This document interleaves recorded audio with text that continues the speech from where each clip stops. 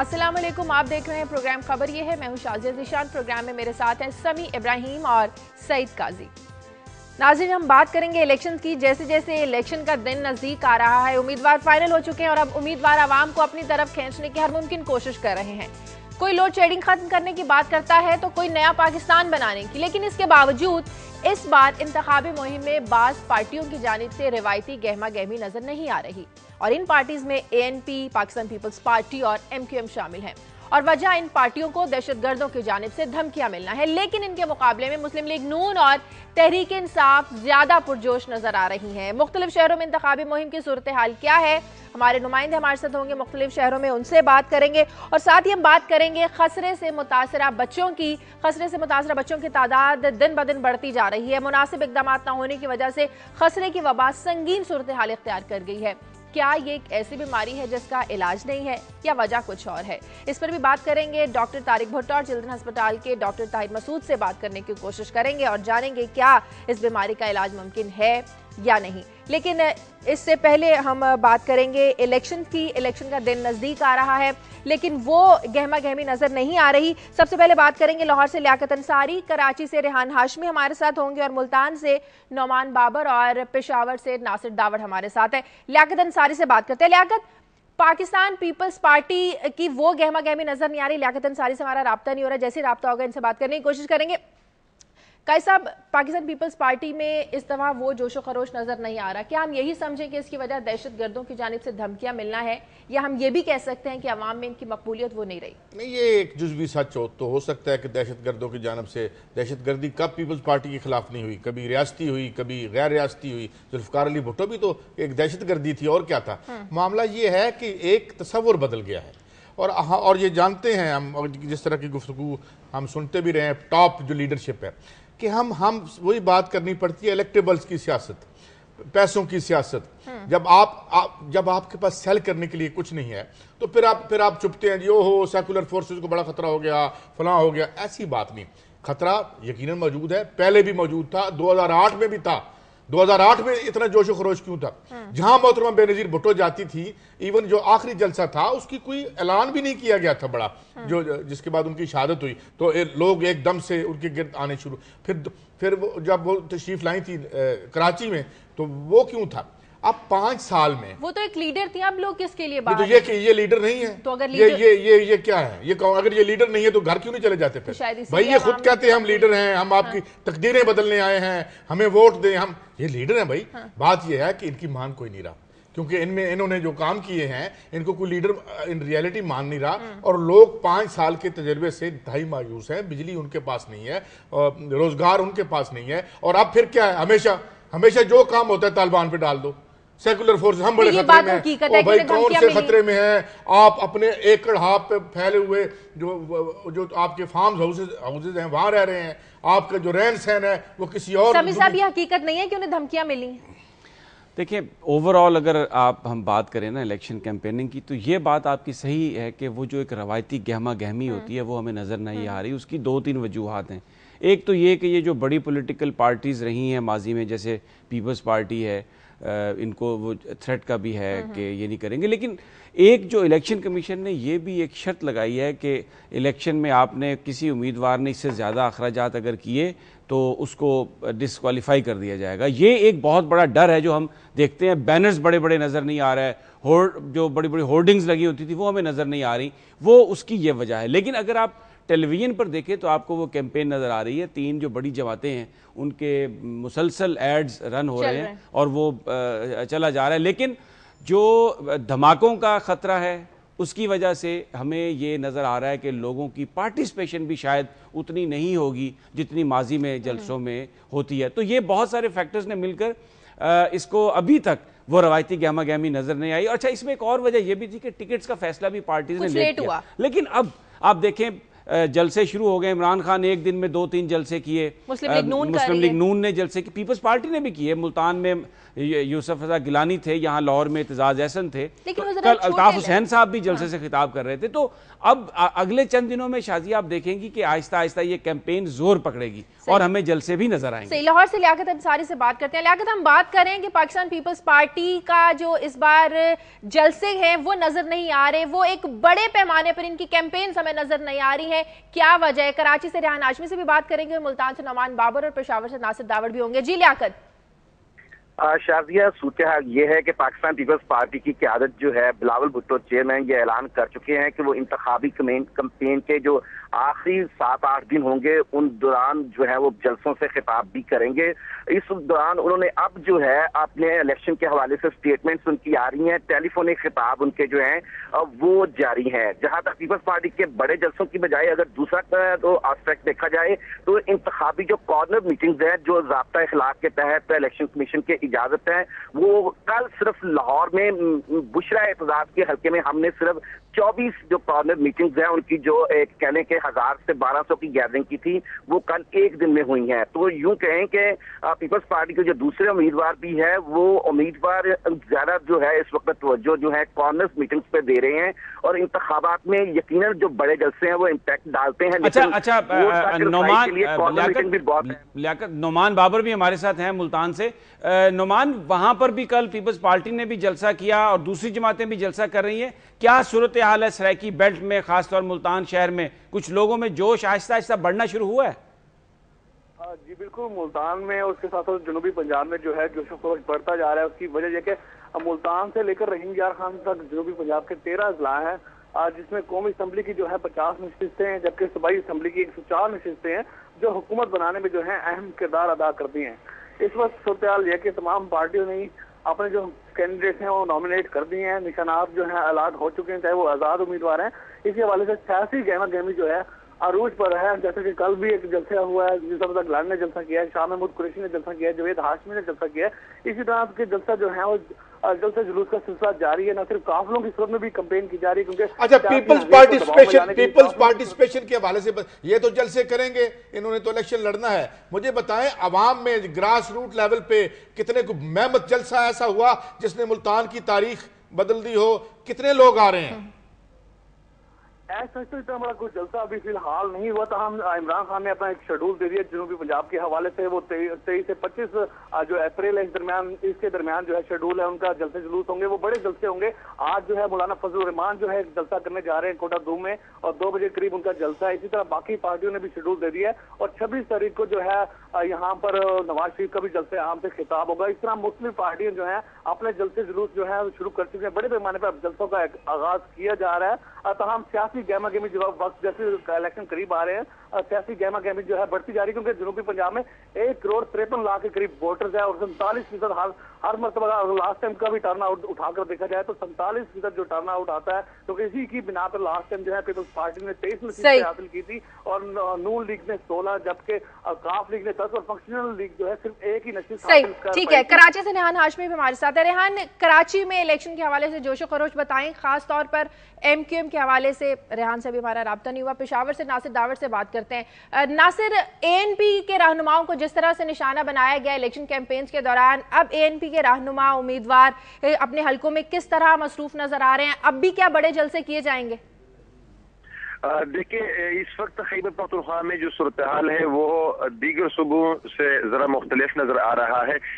جب سے اے N P والے ٹارگٹ بن رہے ہیں یا ٹارگٹ کر دیے, تو ایک تو یہ کہ پشاور میں جو جلسہ تھا اس کو ٹارگٹ کر دیا. اس کے علاوہ این پی کے جو رہنما ہے اس کو اس کے خلاف بھی ٹارگیٹڈ آپریشن پسندوں کا جاری ہے. تو اس وقت وہ صورتحال ہمیں نظر نہیں آ رہا ہے جس طرح ہونا چاہیے. ایک تو یہ کہ جو خیبر پختونخوا کے جو قبائلی علاقے ہیں وہاں پر بھی مسئلے مسائل چل رہے ہیں, وہاں پر بھی کوئی اس قسم کے آزادانہ بڑے جلسے نہیں ہو رہے ہیں. اور جو خیبر پختونخوا کے بندوبستی علاقے ہیں, خواہ وہ پشاور ہے, ابھی تک کوئی بڑا جلسہ سامنے نہیں آیا ہے. البتہ ہم نے کل دیکھے ہیں کہ کرک میں تحریک انصاف کا جلسہ ہوا اور ڈیرہ اسماعیل خان میں ہوا. یہ ابھی تک سب سے بڑے جلسے ہو چکے ہیں, اور آج بھی 3 جلسے ہیں ہیں خیبر پختونخوا میں دیر سائڈ پر اور ملکنڈ میں اور دیر میں 3 جلسے ہیں تحریک انصاف کے، جو ابھی تک یہ توقع کی جا سکتی ہے کہ شاید چونکہ تحریک انصاف ابھی تک اتنا غیر متنازع نہیں ہو چکا ہے، یہی وجہ ہے کہ وہ کر سکتے ہیں. باقی تو شدت پسندوں کے نشانے پر ہے پیپل پارٹی بھی اور ANP دونوں، اور ابھی تک جتنے بھی اور جو دیگر سیاسی جماعتیں ہیں وہ بھی ابھی تک اپنی طاقت کا مظاہرہ نہ کر سکے، کیونکہ ایک خوف ہے اس علاقے میں جو ابھی تک پایا جا رہا ہے. ابھی تک جو نشانہ بنائے گئے ہیں وہ صرف ANP کے کارکن اور ANP کے رہنما ٹارگٹ ہو چکے ہیں، لیکن جو دیگر سیاسی قائدین ہیں وہ بھی اس بات سے ڈرتے ہیں اور جو عام ورکر ہیں وہ بھی اس سے ڈرتے ہیں، اور یہی وجہ ہو سکتا ہے. بہت شکریہ ناصر داوڑ آپ کا. لاہور سے ہمارے ساتھ لیاقت انصاری تھے اور ملتان سے نعمان بابر آپ کا. دیکھیں یہ جو انہوں نے بات کہی ہے نا یہ بالکل صحیح ہے کہ یہ دھماکوں کا جو خوف ہے یہ پنجاب اور سندھ میں بھی ہے لوگوں کو، اور اس سیاسی جماعتوں کو بھی یہ سوچنا چاہیے کہ اس کے بجائے اس کے کہ وہ جلسوں پر ہی توجہ دیں، ٹیلی ویژن موجود ہیں اس پر بھی آپ کیمپین کر سکتے ہیں. تو ایسا کوئی راستہ درمیانی نکالنا چاہیے جس میں جو دہشت گرد جو ہیں ان کو نہیں ٹارگٹ فراہم کرنا. مجھے پروگرام میں ایک بریک لینی ہے، بریک کے بعد واپس آئیں گے تو کچھ اور اہم خبروں پر بات کریں گے.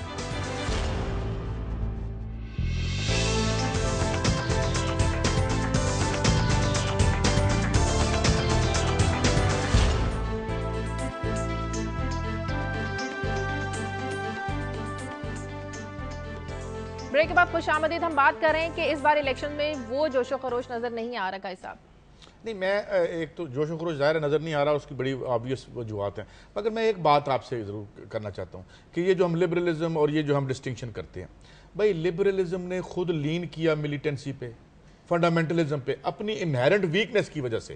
آج جو سارے لبرل جو ہیں طالبان کے نام پہ بھاگ پڑتے ہیں، کیا انہیں یاد ہے کہ اسی لبرلزم نے اس کو کریٹ کیا تھا؟ کیونکہ یہ ایسی دنیا تخلیق نہیں کر پائے جس میں سے یہ ایک ماضی کی جو ایک کیفیت تھی اس کو اپروٹ کر کے ایک روشن خیال دنیا پیدا کرتے. جب نہیں کی تو یہ جو جاگیرداروں پہ انہوں نے لین کیا، آج تک کر رہے ہیں. آپ کے 80% جاگیردار الیکشن میں ساؤتھ پنجاب میں چلے جائیں، کہیں چلے جائیں. ملیٹنسی جو ہے، state actors, non state actors, یہ کس نے گورنمنٹ بنوائی تھی مشرف کے دور میں، یہ جو KPK میں بنی تھی؟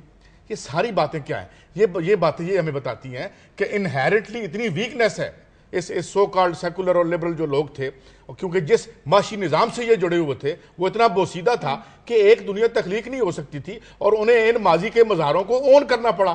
آج وہ ان سے لڑ رہے ہیں. سو ان کا یہ اپنا کریٹڈ کردہ مسئلہ ہے. اگر یہ دنیا بنا سکتے یہاں پہ ایک ایسی دنیا کہ جس میں یہ ساری ماضی کی جو چیزیں اوت کر واپس آتی ہیں تو ایسا نہ ہوتا. لیکن سمی صاحب مذہبی جماعتیں بھی اس طرح سے اس بار نظر نہیں آ رہی ہیں. مذہبی جماعتیں جلسے کارنر میٹنگز کر رہی ہیں، بڑے بڑے جلسے نہیں کیے انہوں نے، جیسے ہمیں ناصر داوڑ نے بتایا، لیکن اگلے چند دنوں میں آپ دیکھیے گا کہ بڑے بڑے جلسے ضرور ہوں گے. اور انہی جماعتوں کے جلسے، ویسے تو تمام جماعتوں کے جلسے پرامن رہیں، ہماری دعا یہی ہے، لیکن زیادہ تر فریلی جو جلسے کریں گی وہ یہی جو جماعتیں، مذہبی جماعتیں ہیں، یہ زیادہ کر سکیں گی. پرٹیکولر جو ایریاز ہیں آنے والے دنوں میں یہی کر سکیں گی. اور اب لیکن میں جیسے بریک پہ جانے سے پہلے بات کر رہا تھا کہ اگر کوئی بڑا جلسہ کرنے سے لوگوں کی زندگی کو خطرہ ہوتا ہے تو اس سے اوائڈ کرنا چاہیے. آپ کے پاس میڈیم موجود ہیں، ٹیلی ویژن موجود ہے، ریڈیو موجود ہے، تو اس کے ذریعے آپ اپنے پیغامات دے سکتے ہیں. کارنر میٹنگز کے ذریعے بھی آپ اپنے پیغامات لوگوں تک پہنچا سکتے ہیں، اور اس سے دہشت گردوں کو موقع نہیں فراہم کرنا چاہیے. کیونکہ یہ تو آپ نے ہم سن چکے ہیں کہ ایک تھانے میں 4 اہلکار ہوں گے جو کسی جلسے میں سیکیورٹی کے لیے دیے جائیں گے. تو اب ہم یہ کہیں جی حکومت سے مطالبہ کریں کہ آپ سیکیورٹی کا بندوبست کریں، تو وہ کہاں سے لائیں گے ریسورسز؟ وہ تو ہے نہیں. تو اس لیے درمیانی راستہ ہی بہتر ہے. وہ ٹھیک صاحب کہتے ہیں نہیں دے سکتے سیکیورٹی. ہاں خود اپنے گرد جو ہے وہ بلٹ پروف لے لیں، بلٹ پروف گاڑیوں میں چلیں. عوام کو یہ سیکیورٹی نہیں دے سکتے. میں اتفاق کرتا ہوں ان سے، کیونکہ سیکیورٹی کے لیے آپ نے پیسے ان کو دینے ہیں اپنے بجٹ. ان تمام باتوں سے پھر کیا ظاہر ہوتا ہے اس وقت ملک کا سب سے بڑا مسئلہ دہشت گردی ہوا؟ ایک جو ملک کے جو کئی جو مسئلے ہیں، صرف دہشت گردی نہیں، دہشت گردی بہت بڑا مسئلہ ہے، لوڈ شیڈنگ بھی ایک بہت بڑا مسئلہ ہے، غربت بہت بڑا مسئلہ ہے، لوگوں کو علاج نہ ملنا یہ بھی ایک طرح کی دہشت گردی ہے، بہت بڑا مسئلہ ہے، چھوٹے بچوں کو سکولز میں تعلیم نہ دینا یہ بھی ایک بہت بڑی دہشت گردی ہے. صرف ایک دہشت گردی پر فوکس نہیں ہونا چاہیے, یہ جو معاشی دہشت گردی ہے اس پر بھی فوکس ہونا چاہیے. یہ پاکستان کے کروڑوں عوام کا مسئلہ ہے جن کے گھر آج چولہے نہیں جل رہے, جن کے گھر آج تاریکیاں ہیں, جن کے بچوں کو نوکریاں نہیں مل رہی, خسرے سے مر رہے ہیں. ہاں بالکل, یہ بھی ایک جو ہیلتھ کی میں نے بات. اسی پر اب بات کرتے ہیں خسرے سے متاثرہ بچوں کی جن کی تعداد بڑھتی جا رہی ہے, مناسب اقدامات نہیں ہے جس کی وجہ سے خسرے کی جو وبا ہے یہ دن بدن سنگین صورتحال اختیار کرتی جا رہی ہے. کیا یہ ایک ایسی بیماری بن گئی ہے جس کا علاج ہی نہیں ہے یا اس میں ہم سنجیدہ ہی نہیں ہے؟ یہ علاج ہے. اگر میں آپ کو بتاؤں, ہم نے سٹوری کی تھی یہاں پہ, ہماری جو وزیر صحت ہے محترمہ سلیمہ ہاشمی صاحبہ, انہوں نے بتایا کوریج ہی نہیں ہو سکی 53% لوگوں کی, یا 50% لوگوں بچوں کو ہم وہ کر ہی نہیں سکے. اور پھر میں یہ خسرے پہ بات کریں گے ابھی, اور جو آپ کے جو ایکسپرٹس ہیں اس پہ آئیں گے. مگر آپ یہ سمجھیں کہ خسرہ آپ ان بیماریوں میں شامل ہے جنہیں ہم ماڈرن سائنس اور دوائیوں کے ذریعے, علاج کے ذریعے ایلیمینیٹ کر چکے تھے. اور اگر آپ دیکھیں تو یہاں پہ صرف خسرہ ہی نہیں, ٹی بی واپس آ رہی ہے, پولیو واپس آ رہا ہے, وہ تمام جو بیماریاں تھیں جن کے علاج بڑے مؤثر بن چکے تھے وہ دوبارہ سے واپس آ رہی ہیں. اور اس کی صرف ایک وجہ ہے, اس کی وجہ یہ ہے کہ آپ ہیلتھ کے لیے پیسے رکھنے پہ تیار ہی نہیں ہے. آپ نے جو پیسے پچھلی دفعہ 5, اب تو خیر سب کے منشور دیکھے تو کوئی کہتا ہے ہمیں 2% کریں گے, پیپلز پارٹی کہتی ہے ہم جی ڈی پی کے 5% پہ لے جائیں گے. تو بھائی پچھلے 5 سال آپ نے کیوں نہیں کیا؟ کیا مسئلہ تھا آپ کا؟ اور اب وہ 5 گنا یا 6 گنا کہتے ہیں پی ٹی آئی والے کہ ہم کر دیں گے. اگر 0.2% آف جی ڈی پی خرچ ہوا ہے تو وہ 0.8% کر لیں گے آپ. تو میرے خیال میں جو صحت ہے وہ پریورٹی عملی طور پہ نہیں رہی. اور اب بھی ہمیں یہ لگتا ہے کہ ایون جو انہوں نے لکھا ہے اگر یہ بھی یہ کر جائیں تو پھر بھی صحت ہمارے یہاں اتنی زبوں حال ہے جس میں 40-50% بچے اس ملک کے بچے جو بچپن سے بڑھاپے میں چلے جائیں گے, سٹنٹڈ گروتھ ہے ان کی. تو یہ سارے ایشو ہیں, خسرہ بھی ان سے ملا. ڈاکٹر طارق بھٹا اس وقت ہمارے ساتھ لائن پہ موجود ہے. بہت شکریہ ڈاکٹر صاحب. کیا وجہ ہے کہ دن بدن خسرے کے بچوں کی تعداد بڑھتی جا رہی ہے؟ سب سے پہلے تو یہ بتائیں کیا اس کا علاج ممکن ہی نہیں ہے جو اتنے زیادہ ہم روزانہ دیکھتے ہیں, ایک بچہ مر گیا, 2 بچے مر گئے, وجہ کیا ہے اس کی؟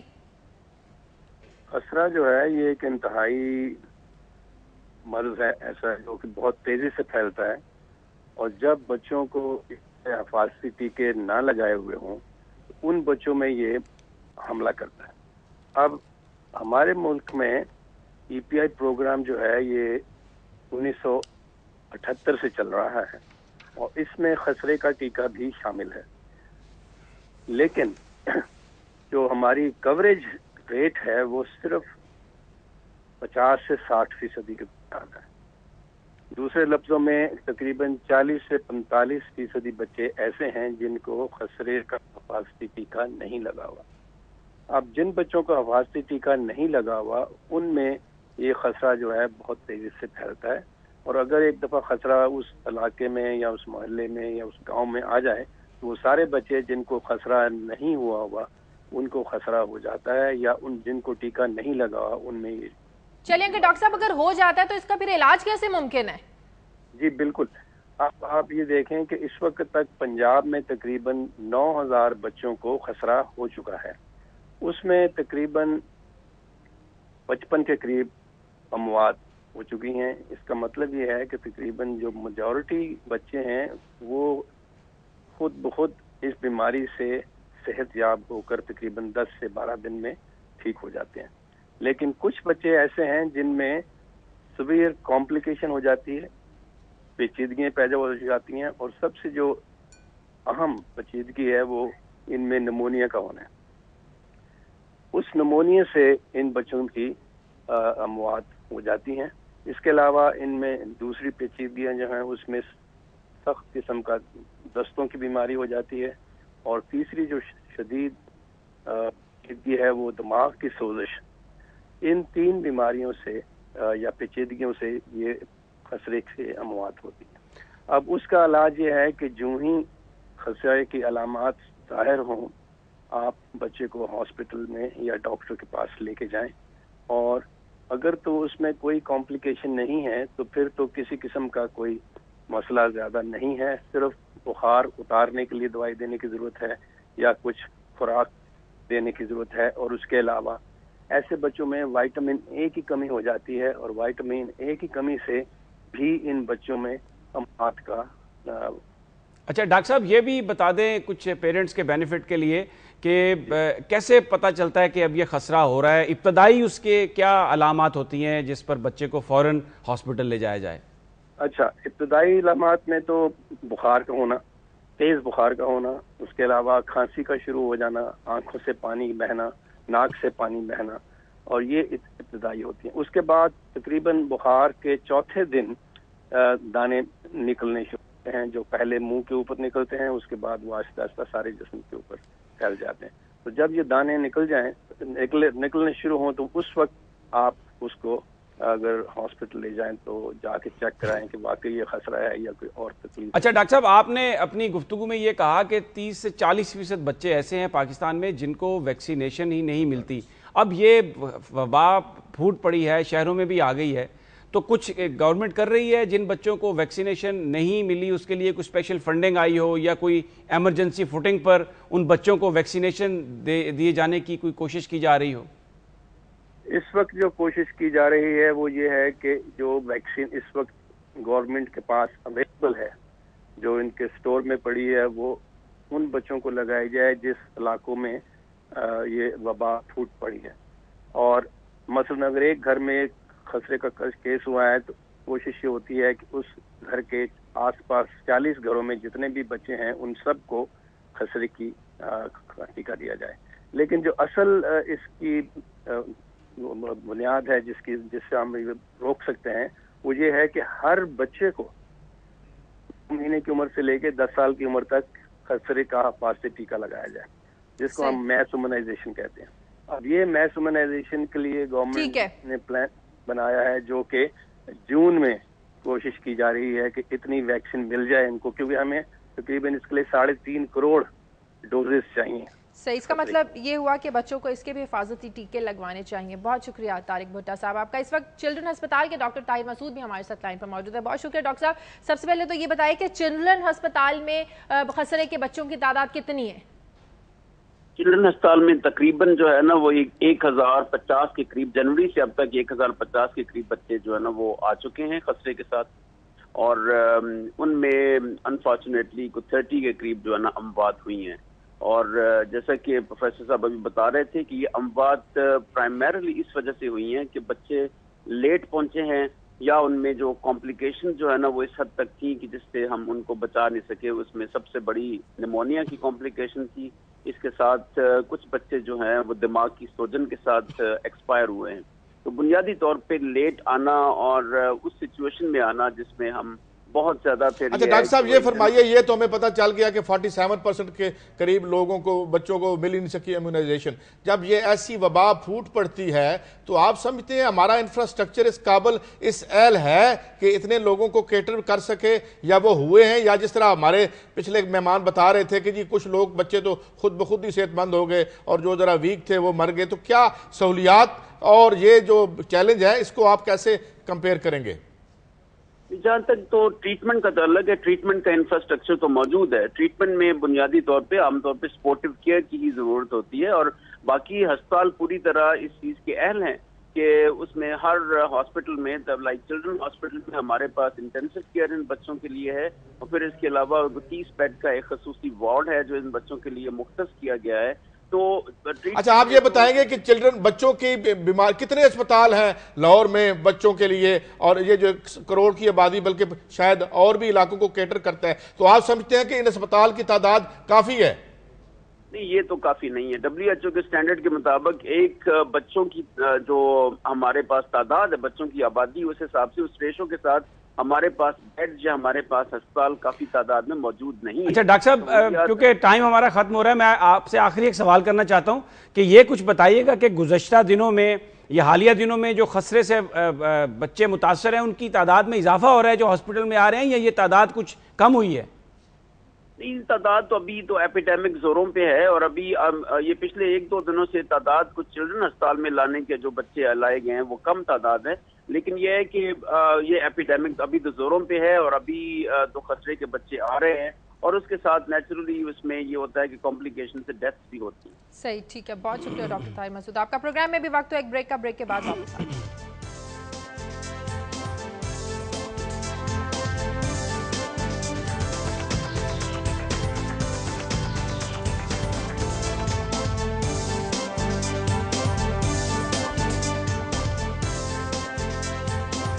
खुशामदीद। हम बात करें खसरे की। मरीजों के लवाहिकीन कहते हैं कि यहाँ पर इलाज मुआलजे की सही सहूलियात और मुनासिब इकदामात ना होना اس کی ایک بڑی وجہ ہے کہ بچوں کی تعداد بڑھ گئی ہے. نا شازیہ لاہور میں دیکھ لیتے ہیں یہ کتنے 3.5 اسپتال ہیں عام لوگوں کے. ابھی یہ جو جنرل ہاسپٹل ہے اسے بھی یہ پرائیویٹائز کرنے لگے تھے تاکہ غریب آدمی علاج ہی نہ کروا سکے. پہلے ایک ایسا بجٹ بناتے ہیں کہ جس میں آپ اس بات کو انشور کرتے ہیں کہ جی 50% بچے امیونائز نہ ہو سکیں. ٹھیک ہے, اس کے بعد جب یہ ہو تو پھر ہمارے پاس ہاسپٹل نہیں ہے. تو بیسیکلی ہے کیا, آپ یہ انڈائریکٹلی سزائے موت کا اعلان کر رہے ہیں بچوں کے لیے.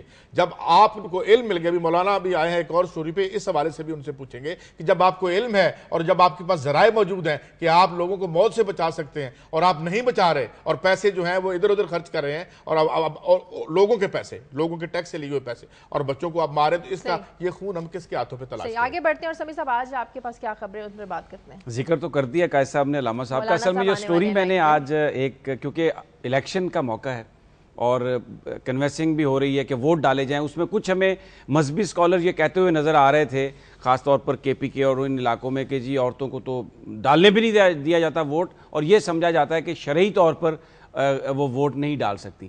تو اس پر بات کرنے کے لیے آج ہم نے علامہ طاہر اشرفی صاحب کو بھی زحمت دی ہے, کیونکہ انہوں نے ایک یہ کتابچہ شائع کیا ہے پاکستان علماء کونسل کی جانب سے, جس میں انہوں نے ووٹ کی شرعی حیثیت کے حوالے سے گفتگو کی ہے اس میں, اور ان کا یہ کہنا ہے کہ عورتیں ووٹ ڈال سکتی ہیں, یہ کوئی خلاف شریعت کام نہیں ہے.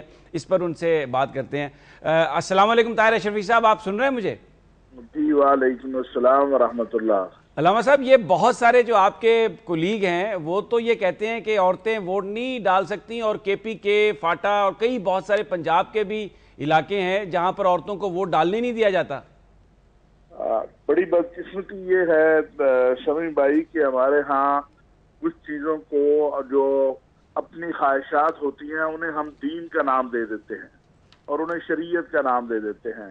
حضرت مولانا مفتی شفیع صاحب, حضرت مولانا مفتی کفایت اللہ صاحب اور شیخ الاسلام مولانا تقی عثمانی سب نے یہ بات کہی ہے کہ چونکہ اس ملک کے اندر عورت کو مرد کے برابر ووٹ کا حق حاصل ہے, اور اب تو عورتوں کی تعداد 52% کے قریب ہے. اگر آپ ان کو ووٹ کے حق سے محروم کر دیتے ہیں تو وہ اپنے مسائل اور اپنے معاملات جو ہیں وہ کہاں جا کے بیان کریں گے, ان کا نمائندہ کون ہوگا.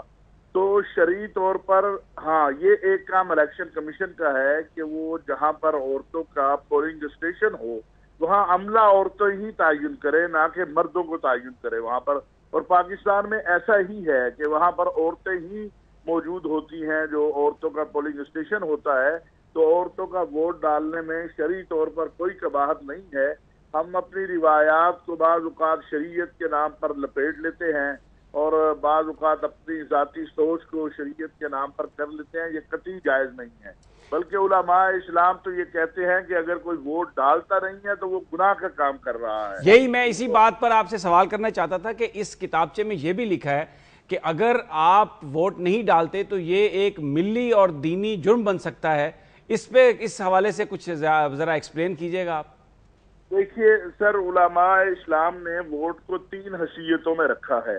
ایک تو اس کی ہے گواہی کی حیثیت, اور قرآن کہتا ہے وَلَا تَكْتُمُوا الشَّهَادَةَ وَمَن يَكْتُمْهَا فَإِنَّهُ آثِمٌ قَلْبُهُ, کہ اگر آپ گواہی کو چھپائیں گے تو آپ گناہ گار ہوں گے. دوسری اس کی حیثیت ہے سفارش کی, کہ آپ کہہ رہے ہیں کہ یہ فلاں بندہ جو ہے وہ اہل ہے اس بات کا کہ اس کو ووٹ میں دے رہا ہوں اور یہ میری جا کے نمائندگی کرے گا. تو اگر آپ نے اچھے کو ووٹ دیا تو آپ اس کے اچھے اعمال میں شریک ہیں, اور اگر خدا نخواستہ آپ نے غلط آدمی کو ووٹ ڈال دیا تو آپ اس کے غلط اعمال میں شریک ہوں گے. تیسرا درجہ ہے وکالت کا, کہ ہم نے ایک آدمی کو ووٹ دے کے اپنا وکیل منتخب کر دیا کہ یہ میرے لیے ملی, قومی, عالمی طور پر جو ہے جو میرے ملک کے مسائل ہیں, میرے مسائل ہیں, اس میں میری نمائندگی کرے گا, میرا وکیل ہوگا. تو تینوں درجوں کے اندر اگر آپ ووٹ نہیں دیتے اور کوئی اس کے سامنے کوئی ایسا غلط آدمی آ جاتا ہے تو اس سے برا آ جاتا ہے تو آپ مجرم ہیں عند اللہ. علامہ صاحب, اچھے اور برے کی اس میں تمیز کیسے کی جائے؟ جب بھی کوئی کسی کو ووٹ دیتا ہے وہ تو اپنی طرف سے اچھا امیدوار سمجھ کے ووٹ دیتا ہے, وہ یہ نہ تھوڑی سوچ کے دیتا ہے کہ اچھا امیدوار نہیں. دیکھیے شریعت آپ سے یہ کہتی ہے کہ آپ اپنی نیت ٹھیک رکھیں اور آپ کوشش کریں کہ آپ اچھے سے اچھا اور برائی میں کم برائی والا, کیونکہ اس کو مفتیان اسلام نے کہا کہ جس طرح شریعت کے اندر اگر آپ کے جسم پر نجاست لگ جائے اور آپ وہ نجاست کم سے کم اتار سکتے ہیں وقت کم ہے یا آپ پانی میسر نہیں ہے تو جتنی کم آپ اتار سکتے ہیں اتار لیں اور آپ نماز پڑھ لیں. تو یہ اچھا علامہ صاحب یہ بتائیے کہ اگر کسی امیدوار میں اہلیت نہ ہو، مثلا 10 امیدوار ہیں، ان میں سے کسی میں بھی وہ اہلیت نہیں ہے جو جیسا آپ نے بیان کیا، تو پھر کیا کرے ووٹر؟ سر ان میں جو سب سے کم جو ہے جس میں آپ سمجھ لیں کہ 10% اہلیت ہے اور باقیوں میں کسی میں 8 ہے کسی میں 9 ہے تو آپ 10 والے کو دے دیں. وہ کم برا جو ہے پھر اس پر اعتبار ہوگا کہ جس میں کم عیب ہیں کم برائی ہے آپ اس کو ووٹ دیں گے، لیکن ووٹ ضرور دیں گے. گویا آپ یہ کہہ رہے ہیں کہ برائی سے نجات ممکن نہیں ہے، اوپر نیچے ہو سکتی ہے، ذرا کم زیادہ ہو سکتی ہے، بجائے اس کے کہ جناب قاضی صاحب بہت برے کو دے دیں تھوڑے برے کو دے دیں. یا اگر آپ تھوڑے برے کو بھی نہیں دیتے تو اس کی وجہ سے جو زیادہ برا آ جاتا ہے تو پھر بھی آپ اس جرم میں شریک تو ہوئے نا. بالکل بالکل. اور ابھی سبھی گویا یہ عوام کا قصور ہوا سمیع ابراہیم صاحب کی، جس طرح یہ کہہ رہے ہیں کہ جتنے برے ہم پہ مسلط رہے وہ عوام ہی مسلط کرتے رہے. آپ اس سے اتفاق کرتے ہیں؟ دیکھیے نا سر، اگر ہم اچھوں کو ووٹ دیتے تو یہ برے مسلط نہ ہوتے.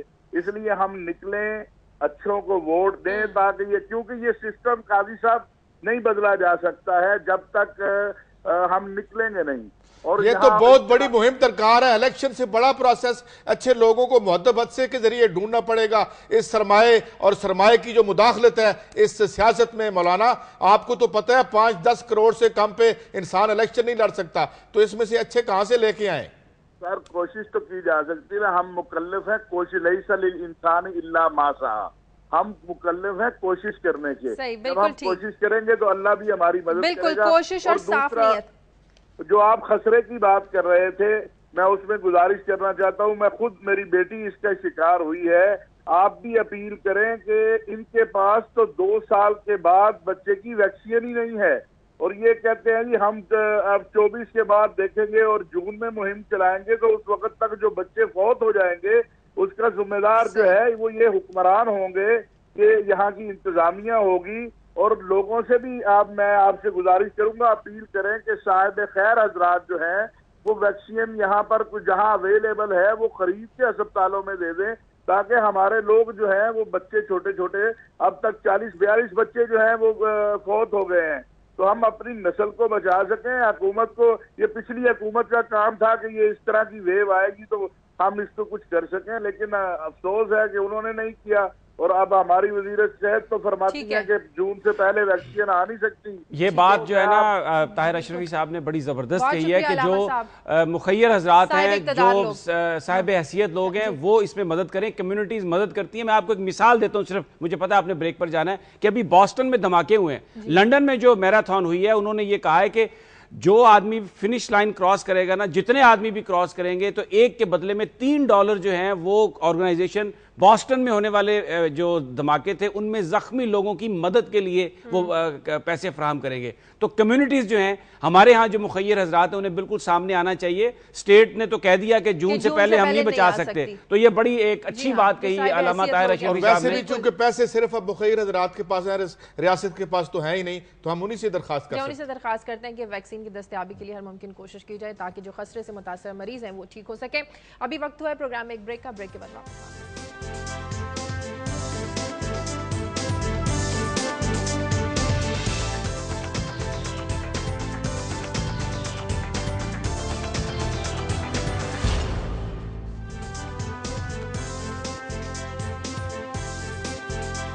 خوش آمدید. کل سے اب عورتوں کے ووٹ پر ہم بات کر رہے ہیں، اس پہ بات کرنا چاہتا ہوں اور وہ بات یہ ہے شازیہ کہ دیکھیں اگر آپ یہ چاہتے ہیں، یہ تو طے ہو گیا کہ بھئی اب اسلام میں کوئی ایشو نہیں ہے، ویسے بھی کوئی ایشو نہیں ہے. بات یہ ہے کہ اگر آپ چاہتے ہیں کہ آپ کا اشارہ کوئی نہ توڑے تو آپ کو سڑک چاہیے جو بڑی کشادہ بھی ہو اور وہ گاڑیوں کی تعداد کے مطابق بھی ہو. عورت کو اس لیے اس کا استحصال نہیں ہو رہا کہ اسے ووٹ دینے سے روک دیا ہے. 70% عورت کا جو استحصال کھیت میں ہوتا ہے، اس کے گھر میں ہوتا ہے. جس سوشو اکنامک کنڈیشن میں آپ نے اس عورت کو رکھا ہوا ہے. ہم کبھی طالبان کے پیچھے چھپ جاتے ہیں اپنے گناہوں کی وجہ. طالبان ابھی ہمارے بنائے ہوئے نہیں، آپ کے بنائے ہوئے ہیں اور وہ نہیں ہونے چاہیے، وہ غلط، ہم ان کو سپورٹ نہیں کرتے.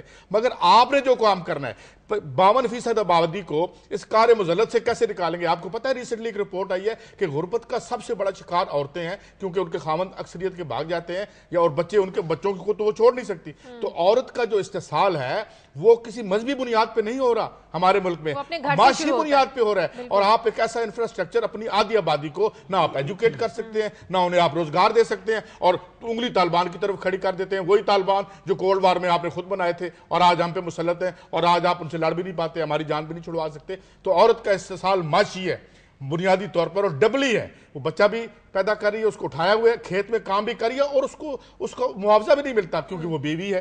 تو یہ ہے عورت کا استحصال, معاشی عورت کا استحصال ہو رہا ہے. آپ کی خبروں کی طرف آتے ہیں قائد صاحب. میں ایک خبر میں نے آج شامل کی ہے, اینیورسری ہے 43rd جو ارتھ ڈے ہے جی پاکستان کے حوالے سے. ارتھ ڈے زمین کی 43rd اینیورسری؟ نہیں, یہ جب سے یہ دن منایا جا رہا ہے. میں نے کہا کہ شاید زمین کو بنے ہوئے ابھی صرف بڑا عرصہ ہو گیا زمین کو, مگر جب سے یہ دن بنا رہے ہیں اس دن سے زمین کی بڑی بری حالت ہے. جب سے آپ کے یونائٹڈ نیشن نے دن بنائے ہیں, لوگ اور برباد ہوتے چلے جا رہے ہیں. چلے اس کی بات کرتے ہیں. یہ کیا ہے کہ یہ جو 43rd اینیورسری ہے جی اس کے ارتھ ڈے کی, اس میں بتایا گیا کہ پاکستان بدترین ماحولیاتی زبوں حالی کا شکار ہے, اور ہمارے ہاں جو ڈیفارسٹیشن ہے وہ ایشیا میں سب سے ہائیسٹ ہے. اس کو بھی مد نظر رکھیں. اور 3 سال سے مسلسل ہمارے ہاں سیلاب آ رہے ہیں, اور ہماری حالت یہ ہے.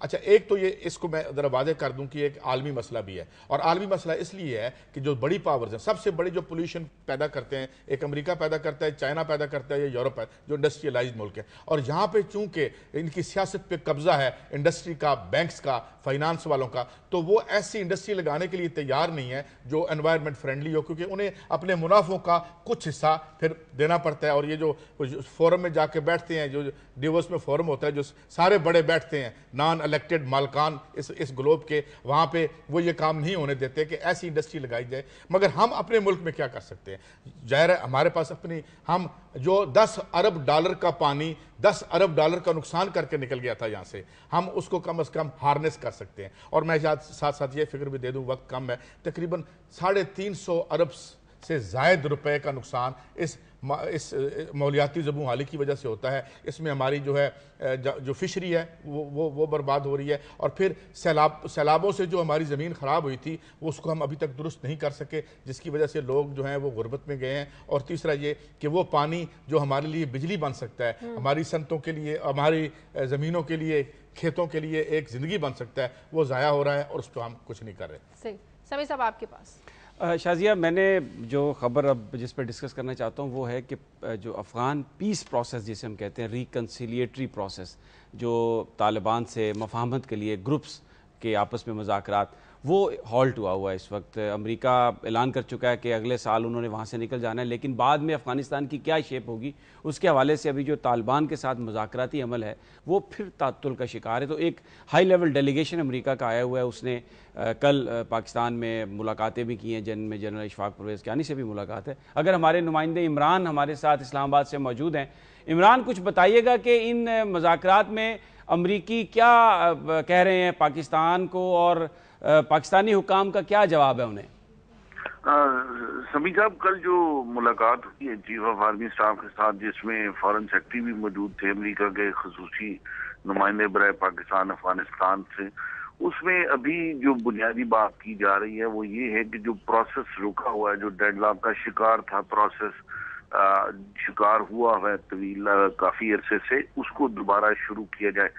دونوں طرف سے ٹرسٹ اب نہیں کیا جا رہا, خصوصی طور پہ نہ ان کے طالبان کے 5 قیدی امریکہ کی جانب سے رہا کیے گئے, اور نہ امریکہ کا جو مطالبہ ہے کہ ملا عمر القاعدہ کو پبلکلی ڈیناؤنس کریں, اس حوالے سے بھی کسی قسم کی کوئی ڈیولپمنٹ نہیں ہو رہی.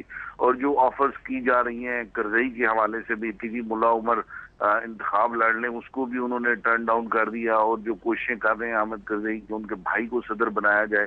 تو اس سارے حوالے میں اب جو ڈیولپمنٹس ہیں وہ سب رکی ہوئی ہیں, ہالٹ ہوئی ہوئی ہیں. اس حوالے سے ہی ملاقات کی کل بھی کی گئی تھی کہ ان سارے مذاکرات کی جو عمل ہے اس کو شروع کیا جائے, اس کو کسی منطقی انجام تک پہنچایا جائے. لیکن جو مین ہرڈل جہاں پر جا کر ایک دفعہ پھر اندیشہ ہے کہ مذاکرات جو ہیں وہ ناکام ہو جائیں گے, وہ یہی ہے کہ طالبان اس موڈ میں نہیں ہے کہ وہ 2014 کے بعد بھی امریکہ کی پریزنس افغانستان کے اندر کسی بھی صورت میں قبول کریں, چاہے وہ 2 کیمپس کی صورت میں ہو, چاہے وہ 3 کیمپس کی صورت میں ہو, یا کسی اور کیمپ کی صورت میں. بہت شکریہ عمران آپ کا. اچھا اس میں میں شازیہ تھوڑی سی بات یہ کرنا چاہوں گا. میں اس ڈیلیگیشن کی کمپوزیشن دیکھ رہا تھا جو آیا ہوا ہے, اس میں ایک تو ایکٹنگ ہیں نمائندے پاکستان اور افغانستان کے لیے ڈیوڈ پیرس وہ ہیں, اور دوسرا ایک جنرل ڈگلس لوٹ ہیں.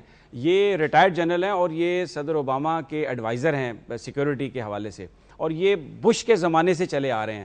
تو ایک کتاب ابھی آئی ہے ریسنٹلی ولی نصر کی, دا ڈسپینسبل نیشن, اس میں انہوں نے بیان کیا, کیونکہ وہ جو امبیسڈر ہالبروک کی ٹیم تھے اس کے وہ بڑے ایک اہم رکن تھے. اس میں انہوں نے جو امریکہ کے اندر جو وہاں پر وائٹ ہاؤس اور اسٹیٹ ڈپارٹمنٹ کے درمیان جھگڑا اور جو پینٹاگون کی انوالومنٹ ہے اس کے حوالے سے انہوں نے یہ باتیں لکھی ہیں کہ بنیادی طور پر اس لیے وہ مذاکرات جو کامیاب یہ نہیں ہو رہا ہے کہ 2009 میں اسٹیٹ ڈپارٹمنٹ نے یہ کہا تھا امریکہ سے کہ افغانستان میں طالبان سے مذاکرات ہی واحد حل ہیں, لیکن اس وقت بہت سارے لوگ تھے جن میں ڈگلس لوٹ بھی شامل تھے جن کا یہ کہنا تھا کہ نہیں وہاں پر فوج بڑھائی جائے, اور کمانڈر کہتے تھے کہ 2 سال ہمیں مزید ملیں, ہم طالبان کو ماریں گے, اس کے بعد طالبان کمزور ہوں گے اور ہم ان سے مذاکرات کر سکتے ہیں. تو ابھی جو عمران بات کر رہے تھے, بنیادی طور پر جو امریکہ کے اندر جو پالیسی ساز ادارے ہیں ان کے اندر جو ان کا اپنا ٹکراؤ ہے وہ ایک بہت بڑی وجہ ہے جس کی وجہ جو ان مذاکرات کو اپنی اس شکل تک نہیں جانے دے رہی جس میں اس علاقے میں امن قائم ہو. کیونکہ ابھی جو بھی امریکہ کی طرف سے پالیسی آ رہی ہے اس میں وائٹ ہاؤس, اسٹیٹ ڈپارٹمنٹ اور پینٹاگون, ان میں ایک واضح تضاد رہا ہے ماضی میں. اب دیکھتے ہیں آگے چل کر کیا ہوتا ہے. قائد صاحب یہ جو بھی پالیسی بنتی ہے, مطلب جنگ ہے, جنگ کرتے ہیں یہ پہلے, اور جنگ ہم سب جانتے ہیں کسی چیز کا کوئی سلوشن نہیں ہے. فرسٹ ورلڈ وار نے کیا سالو کر لیا تھا, سیکنڈ ورلڈ وار نے کیا سالو کر لیا تھا, افغانستان کی جنگ کیا سالو کر چکی ہے ان آبادیوں کے لیے, یا ایون امریکہ کے لیے عراق کی جنگ نے کیا سالو کیا تھا. ہوتا یہ ہے کہ ایک خاص معاشی زمانے میں ایک خاص یہ جو ایک پورا انڈسٹریل ملٹری انڈسٹریل کمپلیکس ہے, یہ ان کی وجہ سے پالیسیز بنتی ہیں. پھر ایک وقت آتا ہے کہ کاسٹ اتنی زیادہ بڑھ جاتی ہے. پہلے تو یہ ایک میڈیا کے ذریعے ایک ہائپ کریٹ کرتے ہیں, جس طرح میڈیا میں ہائپ کریٹ عراق کی گئی, وہاں پہ کچھ بھی نہیں نکلا, مگر وہاں پہ کتنا امریکی عوام کا پیسہ خرچ ہوا, اور غریب امریکی عوام کے بچے, کیونکہ عمرا کے بچے فوج میں بھرتی نہیں ہوتے. وہ اس کی مور کی جو آئی تھی یہاں پہ پتہ چلا تھا صرف ایک سینیٹر ہے جس کا, یا ایک کوئی الیکٹڈ ممبر ہے جس کا بچہ فوج میں, باقی سب وہ بھی ایک اور طرح کی ایکسپلائٹیشن ہے. تو اب کیا ہے, اب کاسٹ وار کتنی بڑھ چکی ہے. امریکہ دنیا کا سب سے مقروض ملک بن چکا ہے, ایک لاگر سپر پاور کے طور پہ وہ سامنے آ گیا ہے. تو اب ان کو واپس لے کے آنا ہے. جب ایسی سچویشن ہوتی ہے تو پھر ان لوگوں کو آگے لایا جاتا ہے جو ماضی میں بھی یہ کہتے رہے ہوں کہ نہیں بھائی جنگ نہ کریں. تو پھر بیسیکلی اوپر جو بڑے فیصلے ہوتے ہیں اس کے مطابق وہی فیسز آگے کر دیے جاتے ہیں کہ آپ وہ امپلیمنٹ کریں, فیس سیونگ کریں. اور یہ مجھے یہ لگا ڈگلس لوٹ تو وہ ہیں جو جنگ کے لیے پروموٹ کرتے رہے ہمیشہ. یہ وہ نہیں ہے کہ جو کہہ رہے ہو کہ آپ امن مذاکرات کے لیے, آپ تو یہی کہہ رہے ہیں نا, یہ نہیں کہہ آپ تو کہہ رہے ہیں, میں نے یہی اناملی پیش کی ہے کہ ماضی میں جو لوگ جنگ کی باتیں کر رہے تھے, اب جو مذاکراتی عمل ہے اب بھی پھر وہی ہے. تو بیسیکلی جو ان کے اندر تضادات ہیں وہ ابھی تک قائم ہیں.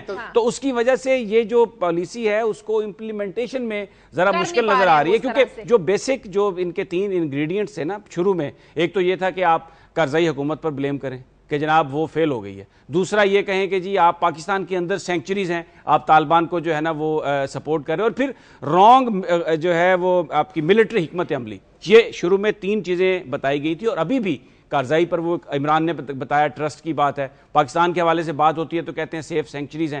تو یہ جو ان کے اپنے تضادات ہیں اسٹیٹ ڈپارٹمنٹ کے, وائٹ ہاؤس کے اور پینٹاگون کے, وہ ویسے ہی ہیں اور وہی لوگ ہیں. تو اس لیے میں یہ کہہ رہا ہوں کہ آگے چل کر یہ مذاکرات کو کا عمل جو ہے وہ اس کو کس طرح فیسیلیٹیٹ کریں. ایک اس میں بات یہ بھی ایڈ کر لیں کہ ان کے عوام جو ویتنام کی جنگ سے کیسے باہر آئے تھے, بہت ان پاپولر ہو گئی تھی, موومنٹ انلیش ہو گئی تھی. اب بھی خطرہ ہے کیونکہ ایک طرف ان کا معاشی بحران بڑھ رہا ہے جس کی وجہ سے بے روزگاری بڑھ رہی ہے, جس کی وجہ سے سماج پہ بوجھ آ رہا ہے, اور دوسری طرف امریکہ کو کہاں یہ لے گئے ہیں. 2 جنگوں میں $16 ٹریلین کا بوجھ ڈال دیا ہے انہوں نے اس کی ریاست پہ, اور اب ہر دفعہ یہ جو آ جاتا ہے کبھی $85 ارب کی ابھی کٹ لگائی انہوں نے آٹومیٹکلی. تو وہ اس معاشی کیفیت میں نہیں ہے کہ اس جنگ کو جاری رکھ سکیں. لہذا خیال اغلب یہ ہے کہ اب وہ آہستہ آہستہ امن کے گیت گائیں گے اور واپس نکلنے کی کوشش کریں گے. پروگرام کا وقت ختم ہو گیا. سمیع صاحب, قائد صاحب, پروگرام کے لیے آپ ہمیں فیڈ بیک دیجیے. خبر@دنیا.tv پر اجازت دیجیے ہمیں. اللہ حافظ.